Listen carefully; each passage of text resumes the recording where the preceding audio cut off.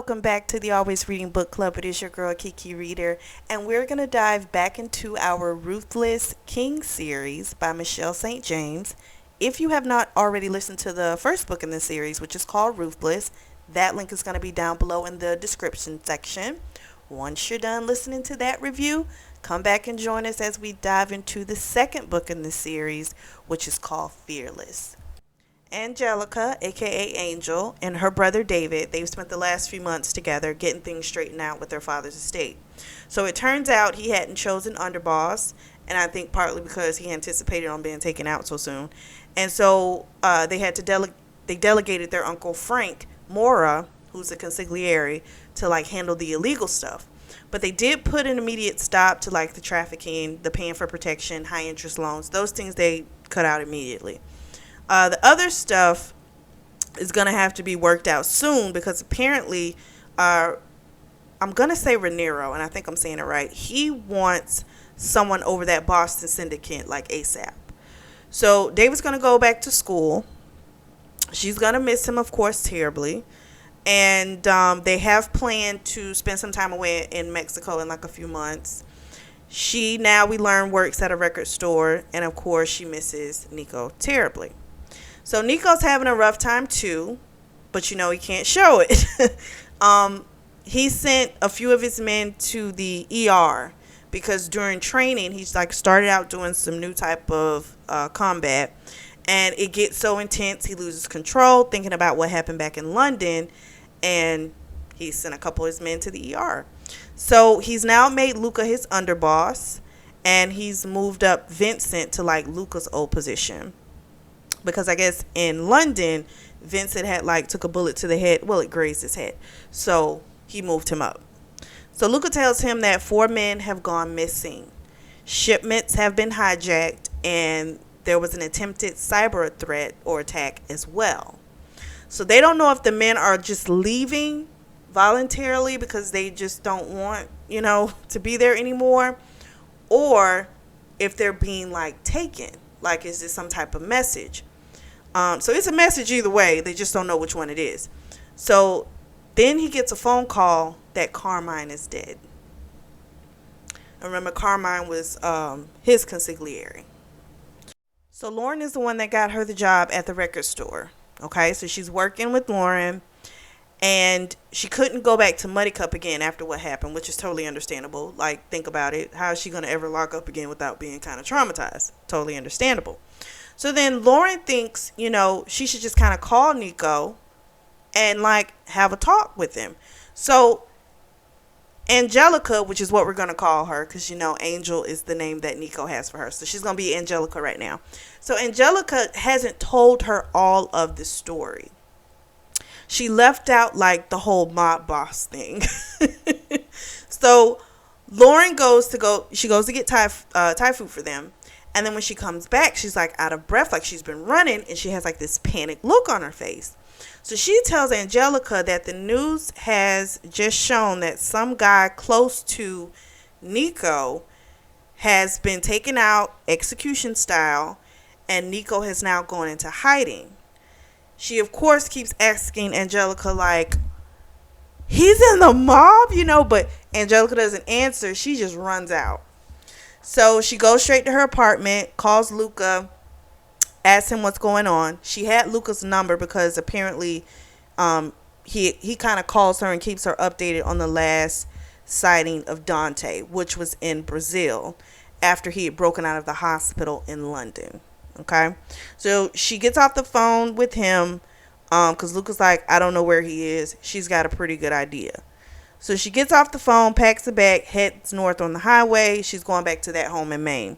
She gets to the dock. There's no boat there. She waits. And then not too long before dawn, the old man Ed comes. And at first he's he's not taking her. He's because I don't work for you. But then she told him, he needs me. And he was yeah, he doesn't need to be by himself. So he told her, well, come on, let me take you over there. So he takes her to the house. She goes up to the house. Of course, the first thing Nico says is why did you come? She was I was worried about you. She gets in the house. They have this back and forth about, who could be after him.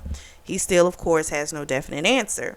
So he was tired and was like, I'm going to bed. And then he reaches for her. So then they go to his bedroom, take a shower. He starts kissing her, and then she starts jerking him off. And then he plunges inside of her, and they have a quick fuck session.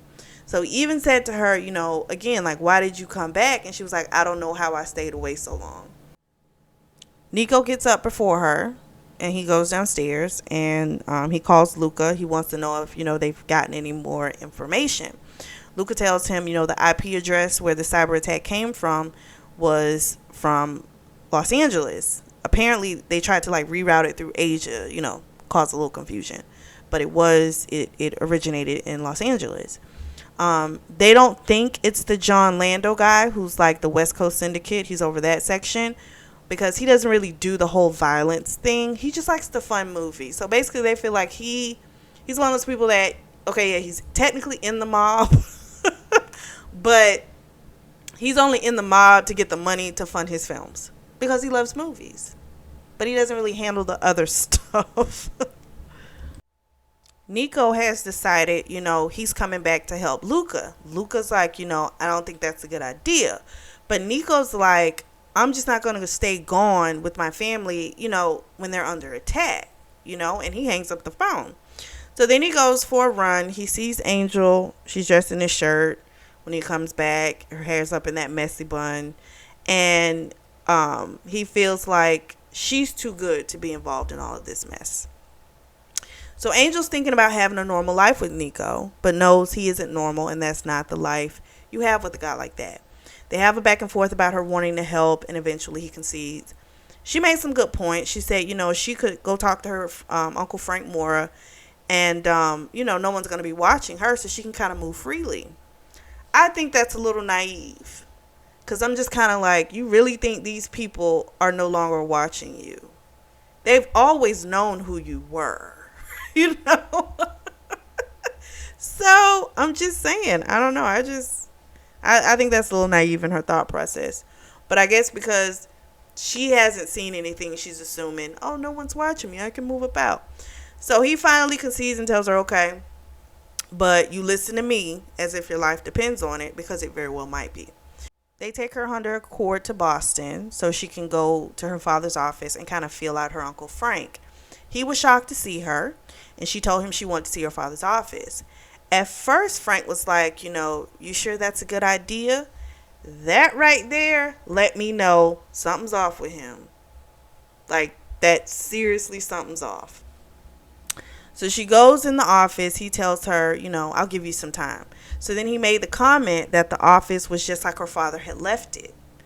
But when she went through the drawers, she saw and smelled an ashtray that were like the buds of the same cigarettes that she knows her Uncle Frank uses. So she also saw a letterhead showing in block letters, Strand, South Bay. So she put it back, and then her Uncle Frank comes back, and he asked to go to lunch, and she told him she had plans. And she asked him, what was happening. Did he know anything about what was happening with the Vitale family?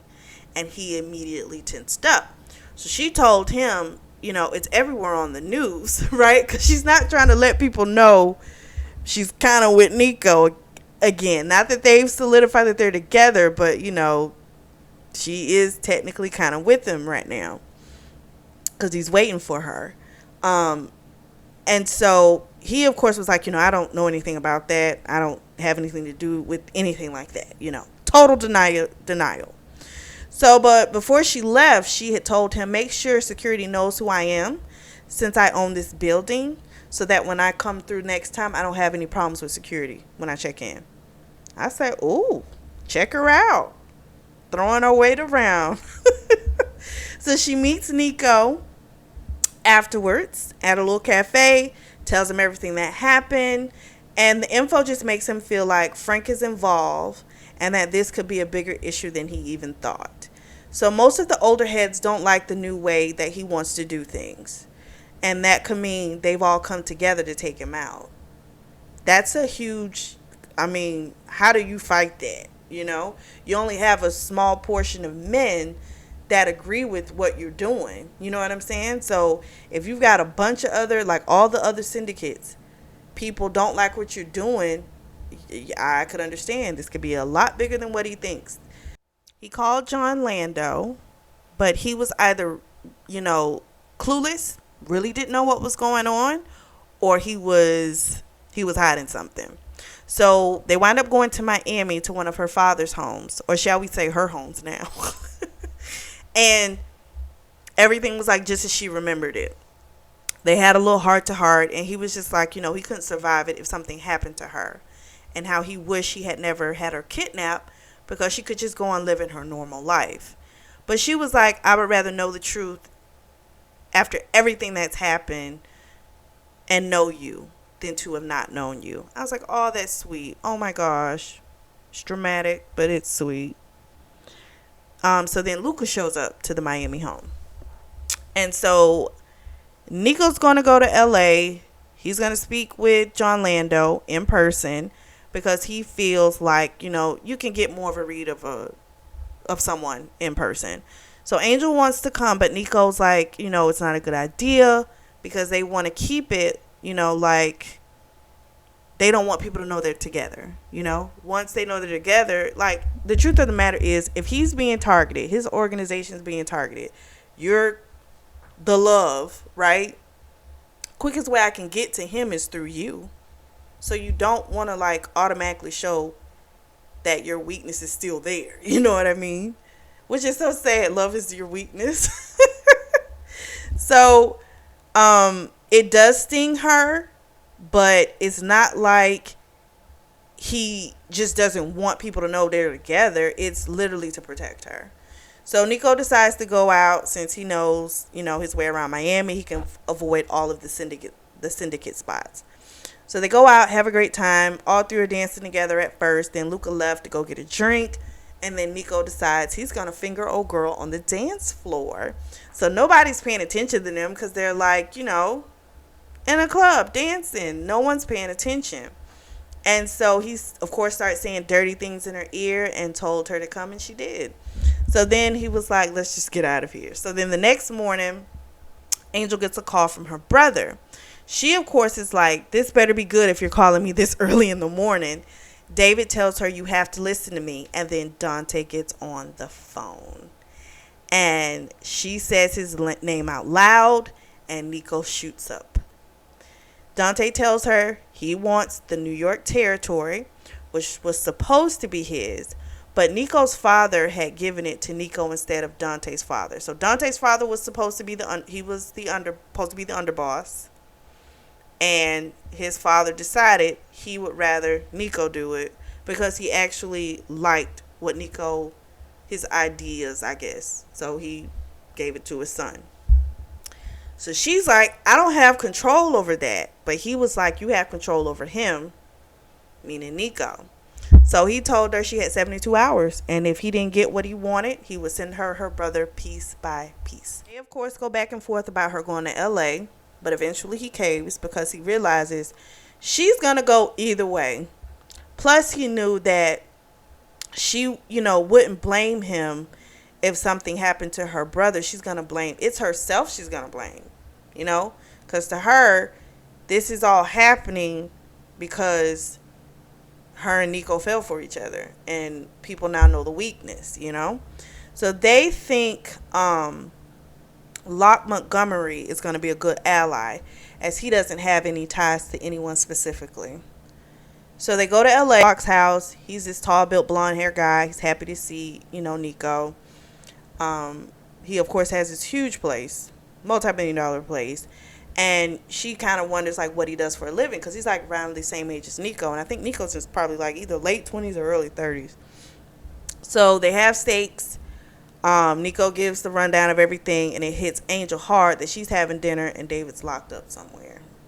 So Nico leaves, and she's left there with Locke. They have a little small talk, and he goes to surf. She, of course, is looking at him, and she's like, he is attractive, but she's crazy about her Nico. She gets a call from Luca. He tells her that their cyber hacker has in her name Sam. She's looked up the Strand South Bay. There's multiple searches that came up, but nothing completely useful. So Angel's gonna check out some of, the different information. It's like 300 some pages worth of information she would have to go through. So Nico goes to see John Lando at his office, and Nico went with the direct approach. He asked him straight up, about Dante. John reached in his drawer, fidgeted with something, and then said that he didn't know anything about Dante, but he was looking really shifty. And then he changed the subject and was like, he has this party that he's throwing for this film, and asked Nico to come. So Nico, of course, knew he was hiding something. He's being suspicious. So John doesn't deal with the daily dealings of the syndicate business. Like, he has an underboss that handles that. But clearly something's up. So he looked at Nico a little strange when Nico actually accepted the invitation to the party. And he's even like, if you can't make it, I don't understand. But Nico's like, oh no, well, I'll be there. So Nico has this beautiful dress, spectacular shoes sent to Locke's house for Angel to wear. See, now we can call her Angel. She's back with Nico. For her to wear to the party. He then takes her to practice shooting. She had the reaction that was one of, like, an idiot to me. She's looking at the gun like, why would I need that? I'm sitting there going, okay, you have been kidnapped. You have been in 2 shootouts. The one that happened when they were the alleged people she thought was coming to get her from Nico, and then in London. Why would you think, and you've seen how unscrupulous Dante is, why in the world would you think you're not going to need to know how to probably work a gun? I'm just saying, even if you don't like them, I get it, but you are now in a situation where this is how they handle stuff. This is happening. This is real life. And I think she has an issue. I believe I know she has an issue with being in reality. If you pay attention to her, she graduated with her philosophy degree, but she doesn't work in the field. She won't work in that field. She worked at a coffee shop at first, and now she's working at a record shop. It's like she wants to stay in what I like to call La La Land, She doesn't want to deal with stuff. It's like it could be right in front of her, but if she doesn't want to deal with it, she won't do it. And to me, your brother is with someone that, as I stated, the dude has no fucking scruples. The guy is crazy and will do anything. You already know this. And you act as if you are so concerned about your brother and you want to get him back. You're not going to get him back peacefully. How could you possibly think that how could you think that? Did you forget what happened in London with your father? And that was another thing I said with the first book too with her, is that she would rather believe that her father wasn't going to hurt her than face the truth that man was going to take her out if it meant he could walk out of there alive. And that was just the truth. He had left her kidnapped. And so she still was under this notion because she's stuck on that father that she knows of growing up, not realizing this is who this man is. So she just kind of irked me with that. She eventually caved and was like, okay, fine, I'll learn to shoot. But she just kind of irked me with that. I was like, girl, this is not the time for you to be in La La Land. Like, it's go time. You want your brother? Your brother has been kidnapped by a complete nut. You need to be ready for anything that could happen. You should not want to be unprepared. That just didn't make sense to me with her. But anyway, I digress. That was my rant. So after they're done doing the whole shooting practice, Nico's upset with himself because he feels like it's his fault that she's in this. And he really is starting to come to the conclusion that basically I just need to get her out of this, her and David out of this, and I need to cut her loose. Not because he doesn't love her, but it's like this is not the lifestyle that he wants for her. So They get to John's house in the Hollywood Hills. It's like some fundraiser for this like indie film. Nico comes with the plan that he's going to go distract Gino Corelli. That's the underboss. And she's supposed to like mingle as normal with the guests. So she does this, and then he comes back from Gino. He takes her to the pool outside, tells her he's going to go outside because he knows that Gino's going to follow him. But he wants her to stay inside and just kind of wait a little bit before she heads back towards the office. Because earlier he had asked John for like a pen or something, and John had went to the third door on the right. That's like always, I notice, it seems like in movies and books, they always say third door on the right or third door. You know what I mean? I don't know. Just always seems like they say that third door. He leaves. She goes to the bathroom. And then right before she was about to go into the bathroom, a woman came up behind her and was like she really had to go. So she used that as an excuse to say, oh, don't worry about it. You use it. I'll go. I think there's a second one down the hall. So she sneaks into the office. So they had given her a USB. This was her assignment. They gave her a USB. She's supposed to plug it into his computer. All Sarah needs technically is 1 minute, and she can hack into it. But they told her wait 2 minutes just to be on the safe side. So that's what she does. So she heard voices outside the office. She ducks down, and then it's like the door jiggled, but no one came in. Then when she was about to head out, guess who pops up? It's John. He's like, what are you doing in here? And she says, oh, I just got lost looking for another bathroom. And he looks at her and is like, you're Carlo Rossi's daughter. And you're the man, and you're with the man that took him out. So she just said, we have a shared interest. So then she went to leave. He blocked her at first, and then he kind of got out of her way. So she dashed out of the house. So Nico hot-wired one of John's Audis and took off. But it was just for a joyride. So he brought it back. Gino was outside, waiting for him. Went to hit him, but he missed. They leave. They go back to Locke's house, and she's like, tomorrow's going to be the 72 hours are going to be up. Do you think Sarah's going to, Sam, it's either Sarah or Sam, I can't remember, is going to find something? And he's like, I sure hope so.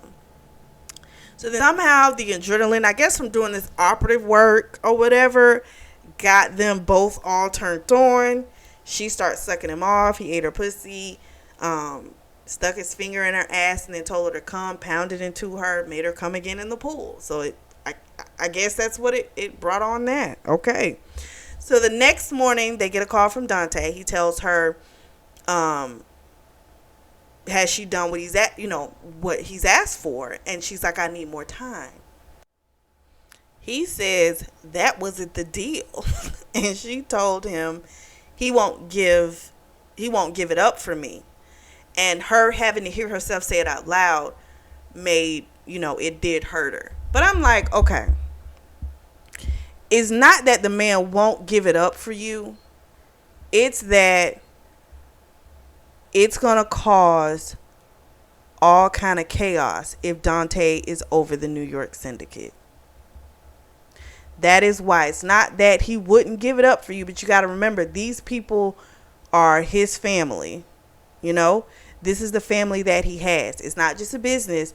This is his family as well. And so that on top of you wouldn't give up David for nobody. You know what I mean? So to me, I don't feel like you can ask things of people that you aren't willing to do yourself. Okay? You wouldn't give up David for nobody. Why should he have to give up his family, the only family he has, as well? It's not fair. It's a catch-22. The truth of the matter is, you give him that syndicate, all hell's going to break loose, and anything could happen to anybody. And that doesn't guarantee that Dante's not going to still come back and take all of you out, because you're still a threat. You know what I'm saying? So it's like you got to find another option, because just giving him the syndicate it's not going to do anything. It's not going to solve every problem. You know what I mean? It's just going to make things worse. And he could still come back, kidnap your brother again, Try and get Nico, Luca, a bunch of people. He could still do it because now, guess what? He has total freaking control. So that's control in a lunatic's hand is not good. So I get that it kind of hurt her to have to say that, but it's like, girl, get it together. This, it's real out here in these mob streets. So then he tells her he wants to meet her at Ripley's, believe it or not, by I think it's the human salamander. And he told her she better come alone. That alone told me this finna be some shit. Ripley's, believe it or not, I mean, it's some interesting things that you see there, but it's creepy. It's creepy. So she gets off the phone, and her and Nico go back and forth about him being somewhere near. He, of course, was getting on my nerves, too, because he's like, I'm not letting you go in there alone. Fuck all that. At the end of the day, if she doesn't go in there alone and you're there, or they can see that you're there, you already know what's going to happen. Even though technically I kind of feel like it really wouldn't matter because this dude's twisted. He's going to do stuff regardless. But at the same time, you are trying to like kind of follow along as best you can without trying to make him even more crazier. You know what I'm saying? So they come to the conclusion he's going to be there, but he's going to be like completely out of sight. Sarah, the cyber hacker, her and two other guys, they've flown in. They're going to come in. They're going to help with the mission as well. So Nico's decided Sarah's going to come and she's going to be in Ripley's as well, because no one knows that she works for the family. So then Angel got mad and she was like, we talked about this, but it's like, the issue, when they told her, like, the logistics of everything, Ripley's doesn't have any windows inside, which means if he's in there, you are stuck with the psychopath, okay? That's what's happening. So if we can get someone in there with you who he doesn't know is there, looks like just a regular customer, they're not, it looked like if she came in there with some big burly man, he's going to look like, okay, yeah, right, like something's up with that.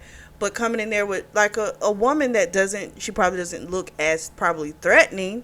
He doesn't know that's who works for Nico. So that's a safer bet. She was pissed, but I was like, whatever. So while the guys are talking like tactical warfare, she's in the kitchen with Sarah. And, she told her, Sarah was telling her basically, if you need to put your life in someone's hand, those are the ones I will put them in, So she goes to Ripley's, believe it or not, it's creepy. She gets to the human salamander and the description reads, it says that this man was able to go into an oven and not burn. I guess they left him in there for the length of time that you would cook like a well done steak, and no burns were on him. So then she's looking around because there's supposed to be something there for her. She sees the white bag, opens the box. Inside, 2 burned fingers that says, "Behold the 8-finger man. He can't hold a pen, but he can still suck cock." She starts screaming her head off and runs out. I was like, oh my gosh. See, he's twisted. He's absolutely twisted. So they had to give her like a Xanax to calm down. And then Nico, of course, was upset, punched and broke the glass, one of Locke's glass doors. Luca tells him, they haven't heard anything from Vincent in 2 days. So apparently he's defected over to Dante's team. And this is when I wonder, is this worth it? If all of your men, because you got to think, he promoted Vincent, which means he's now high up. Is it worth it? How many other men have really left? Like, what are you really fighting for? Because if they're going to overthrow you, shit. So she wakes up, she starts crying again because everything hits her. She goes in the mirror, kind of gets herself together. She gets a call from Dante. He asks her, of course, does she like his gift? She begs him not to hurt David, that she needs more time. And he says, you need to get this done. He called her a cunt, told her that he really doesn't need her. He was just trying to go this route as a respect to Rhaenyra. So she was like, he knows? So then he tells her that she has 72 hours before he starts sending body parts. So Luca gives an update, and they find out a few more guys have left because they don't want the new ways that Luca, is doing things. They like the old ways. And this is, like I said a little bit earlier, this is where, okay, they might just overthrow your ass at this point, So Nico goes to a play, but also, let me back up a little bit, but then that kind of lets me know, okay, if Rhaenyra knows, he's the head of the syndicate, like, all over the world, right? That's the head boss. If he knows what's going on, and he hasn't done anything,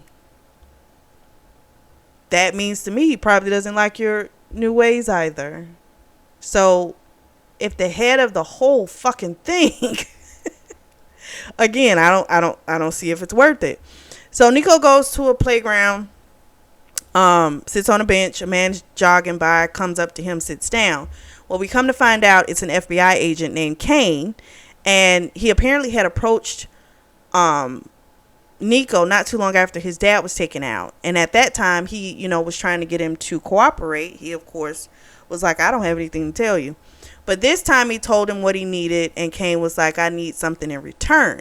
So Nico gave him Bill, who was running this illegal porn website, and that's all I can say. You can kind of figure out what it was that was horrible with it.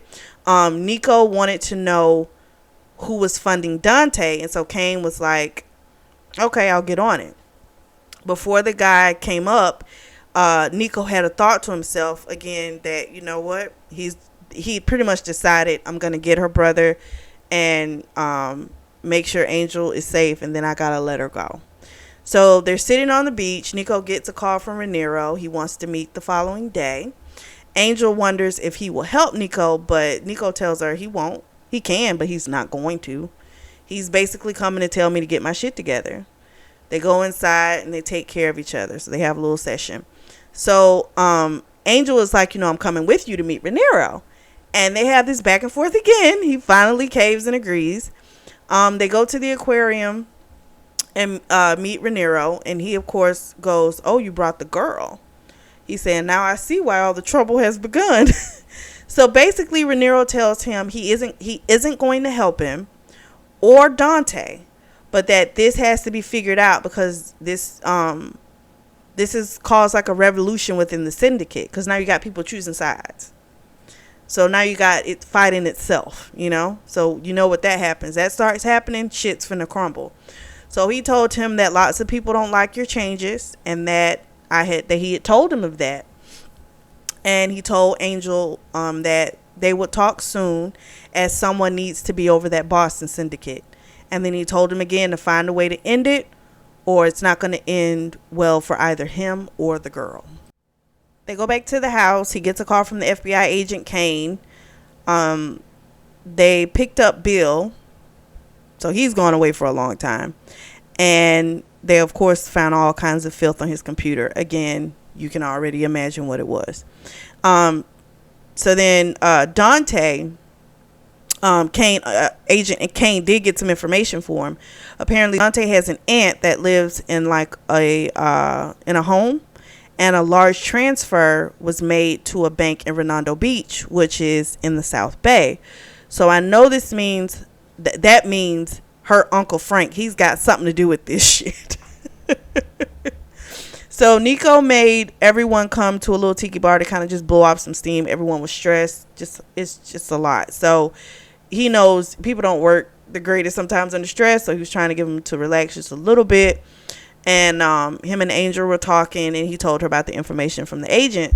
And when he told her the streets, she told him we got to get back to the house now. So she pulled up the map and basically figured out that the house was less than a half a mile away from where they were. And it was either owned or leased by John Lando. So she started freaking out when they were trying to make a plan without her. But Sarah kind of let her know they're trying to get the best result to save him. They do this. In other words, this is what the fuck they do. You don't do this. So you jumping in and trying to like, yeah, we get it. He's your brother. We understand that. But they do this shit, right? Like they're going in there with the intention they might not come out to try and get your brother. So let them come up with a plan that can work to where everybody can walk out alive. And then once they get that plan, then they'll come to you and tell you, what's happening.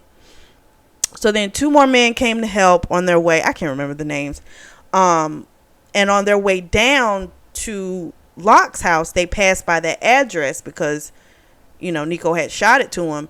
And they did see that Dante was there, which meant there was a great possibility that David was there too. Because if David's the bait, he's not going to be far away from the bait.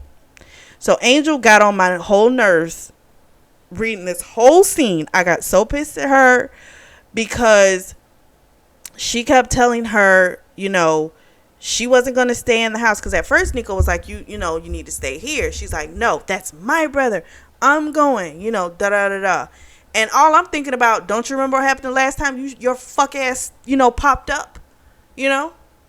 Like, do you want a repeat of that shit? But he conceded, and he was like, there was like a house, maybe 2 houses down or 2 or 3 houses down that was not, no one was staying there. So he's like, I'll let you, you can go there. It's like they're just trying to keep you out of harm's way. If both of y'all dead, like, what the fuck is all of this for? You know what I mean? Like, she was getting on my whole ass nerves. So they have a convo outside, and they go back and forth. She apologized for yelling at him in front of his men, because she did this, and she yelled at him in front of his guys. He tells her, you just don't understand. He's like, having you around also fucking, it messes up his focus. And he's like, I can't focus on getting you out or making sure you're okay. Let me say it correctly. I can't make sure you're okay and get David out at the same time. Because the truth of the matter is, if it comes down to it, he's going to always choose Angel. So that means you might lose your brother in the process because your stupid ass feel like you need to be there. Like, it's like, girl, think. Ooh, she just got on my whole nerves. After that, I guess it got intense. They wound up having a fuck session outside. At first, they were like hunching in their clothes, or dry hump, as they say, and then they apparently had to fuck. I'm just saying, you got all this energy for this dumb shit, but then when he tells you something that's important, hey, this doesn't need to happen. This can affect this, but you can fuck. See, that's the part of her I don't get. So then they go to the house after midnight. They get all suited up. She goes to the house 2 houses down, watches the footage from the laptop, as all the men have on like the body cameras. So after clearing a couple floors, they get to David, but one of their men got shot, and then a guy yells out, Santori, he's leaving out back. So then Nico goes after him, shoots him, he falls to the ground, but then there's another huge guy coming towards him, and Nico gets shot. Angel sees it, because remember, they got the body cams on. She takes the gun that Sarah had and flies out of the house and like shoots. It wasn't bad. She tried to like shoot at the guy, but she had no aim, no nothing. Again, this is a perfect reason why she should have paid more attention, and he should have worked more with her with shooting. This is exactly why. Because it was fucking necessary, So, Angel winds up getting shot in her stomach. Nico's on the ground. David now is like running towards Angel. And it's like, but he calls her Ange. He's running towards her. And then Nico's going out. And all he can get out is Angel. That's it. His eyes closed. So then we're at a funeral, and it's Nico's. I am distraught about this. I do not like this. I do not like when characters get, oh my gosh, I am really distraught. I don't know what's going to happen in this next book, but I'm really hoping that this is not real, because apparently she didn't go and look in the casket because she said she wanted to remember how she last saw him, which to me is kind of creepy dramatic, because you saw him die. I don't know if I would want to keep that memory. Just saying. So then she has now decided that she's going to take over the Boston Syndicate, and she has her Uncle Frank removed from his office. She had come in there with like Luca Elia, who's one of the guys that helped out in LA, and somebody else. and I think the Elia guy is the one that like carried Frank out. Her plan is that she's gonna dismantle not only the Boston syndicate but the New York one too. And that is how the book ends. Oh my gosh! So, the last book in the series is called Lawless. And so we're going to dive into it next week. I am so like, Angel got on my whole ass nerves this book. She really did. I just expected her to be like, I don't know. I feel like when you go through such dramatic things, like, I don't know, the parent getting shot in your face, being kidnapped, being in shootouts, I just felt like she was still trying to stay in this same space of being in La La Land. It was like there was no fucking growth. And I just wanted her to be a little tougher, you know? And she just didn't give me that. And now I'm upset because if Nico's really dead, I am upset. I'm emotionally invested in the characters. I'm upset now. And I'm going to be mad if he does not pop back up. I do not want him to be dead. I haven't read the third book yet. So I don't know what's going to happen. And I'm hoping that he pops back because, again, I don't want that to be his end. I really, really don't. So we'll see next week what's going to be the conclusion of this. I mean, I guess maybe she has a little strength now because she's finna be over the Boston Syndicate. I guess she has a little oomph now. Maybe a part of her kind of died if Nico died, you know. I think also another thing she said, I think David's like in therapy and stuff, which I can understand. His fingers got cut off. He was kidnapped, PTSD. I kind of get it. Yeah. So maybe she has toughened up, and I hope so. Because this little weak shit with her, I don't like it. So we'll see next week. You guys let me know. I had a couple of rants this video. I'm sorry, but I just had to.